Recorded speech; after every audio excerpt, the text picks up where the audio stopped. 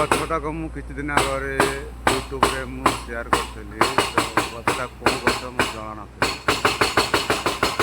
ସାଙ୍ଗମାନେ କେହି କମେଣ୍ଟ ବି କରି କହିଲେନି ଯେ କେଉଁ ଗଛ ବୋଲିକି, କେହି କିଛି କହିପାରିଲେନି। ଏ ଗଛଟାର ମୁଁ ଆଜି ପ୍ରୁଫ୍ ପାଇଛି ଗଛଟା କେଉଁ ଗଛ। ଏଇ ଦେଖନ୍ତୁ, ଇଏ ହେଉଛି ଜାଇଫଳ। ଇଏ ହେଉଛି ଜାଇଫଳ ଉପରେ ହେଉଛି ଜାବିତ୍ରୀ ନା କ'ଣ କୁହନ୍ତି। ଏଇଟା ନାଲିଆ କଲର୍ଟା ହେଇଛି, ଏଇଟା ନାଲିଆ କଲର୍ଟା ହେଇଛି। ଏଇଟା ଜାଇଫଳ ଉପରେ ଯେଉଁ କଭରଟା, ଏଇଟା ବି ଗରମ ମସଲାରେ ୟୁଜ୍ ହୁଏ। ତାଙ୍କର ମେନ୍ ଫଳ ହେଉଛି